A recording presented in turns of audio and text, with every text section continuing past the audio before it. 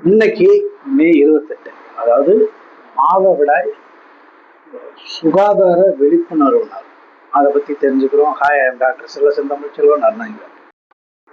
மாதவிடாய் அதாவது மென்சஸ் சாதாரணமா உடலியல் ஏற்படக்கூடிய மாற்றம். அது பார்த்தீங்கன்னா அதை சிலர் அசுத்தமாவோ இல்லை வெட்கப்பட வேண்டிய விஷயமாவோ அதை நினைப்பாங்க. அப்படி அது கிடையவே கிடையாது. இன்னும் பல இடங்கள்ல பார்த்தீங்கன்னா இந்த மென்சஸை பற்றி பேசுறதுக்கு தயங்குவாங்க, வெட்கப்படுவாங்க. ஆனால் நம்ம என்ன இது ஒரு விழிப்புணர்வுக்காகவே பெண்கள் ஆரோக்கியத்தை மட்டும் ஈடுபடுத்தி அதுதான் முதல் படியும் கூட.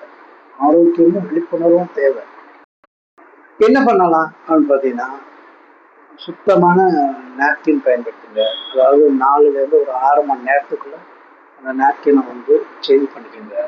சத்தான சாப்பாடு, நல்ல ஆரோக்கியமான ஹெல்த்தியான உணவுகள்லாம் இருக்கு. ரொம்ப முக்கியம், தண்ணி நிறையா குடிங்க. தண்ணி எவ்வளோக்கு எவ்வளோ குடிக்கணுமோ அவ்வளோக்கு எவ்வளவு நல்லது.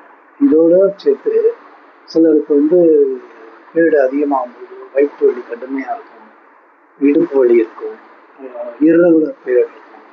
இந்த மாதிரிலாம் இருந்துச்சுன்னா கண்டிப்பாக நீங்கள் மருத்துவரை பார்த்துக்கிற நல்லது. நம்ம ஹோமியோபதியில் இந்த இரகுலர் பீரியடுக்கெல்லாம் நல்ல மருந்துகள் இருக்கு, அதையும் பயன்படுத்தி நம்ம இதை விழிப்புணர்வுக்காகவும் பாதுகாப்புக்காகவும் தான் நம்ம இதை சொல்கிறோம்.